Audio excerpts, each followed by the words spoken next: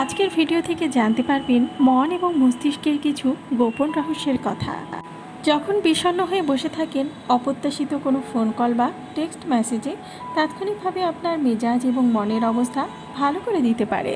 আপনি যদি দাঁতের মধ্যে একটি পেন্সিল রাখেন, তাহলে আপনি নিজেকে সুখী আর হাসি খুশি মনে করবেন, আর এতে আপনার মনকে সহজে বোকা বানাতে পারবেন। মানুষের ব্রেন বা মস্তিষ্ক দিনের তুলনায় রাতের বেলা বেশি সক্রিয় থাকে। যৌন মিলন এবং খাওয়ার সময় মানুষের মস্তিষ্ক থেকে প্লেজার কেমিক্যাল ডোপামাইন নির্গত হয়, আর সঙ্গীতও মস্তিষ্কের একই অংশে এই কার্যকলাপকে পরিচালনা করে। মানুষের মেমোরি বা স্মৃতি সকাল 8টা থেকে দুপুর 12টা পর্যন্ত আর রাত 9টার পরে সবচেয়ে বেশি কাজ করে। কোনো অনুষ্ঠানে আপনি যদি সবচেয়ে বেশি ছবি তোলেন, তার কয়েকটি মাত্র মনে রাখতে পারবেন। আমরা যে বিষয়টি সবচেয়ে বেশি শুনি, সেই বিষয়টি সবচেয়ে বেশি বিশ্বাস করি। এটি ব্রেনের সৃষ্টি করা এক ধরনের বিভ্রান্তি।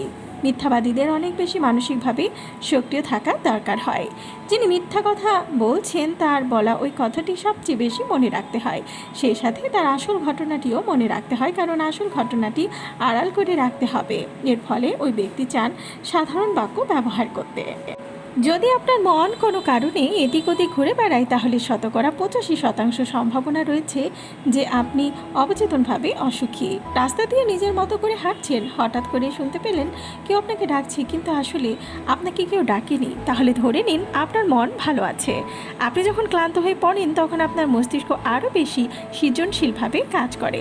আপনি কোনো বিষয় নিয়ে চিন্তা করছেন, তাহলে বিষয়টি নিয়ে বিদেশি ভাষায় ভাবার চেষ্টা করুন, তাহলে আপনার সিদ্ধান্ত হবে সব থেকে যুক্তিসঙ্গত। মোবাইল ফোনে বেশি সময় ব্যয় করলে ব্রেন টিউমার হওয়ার সম্ভাবনা বেড়ে যায়।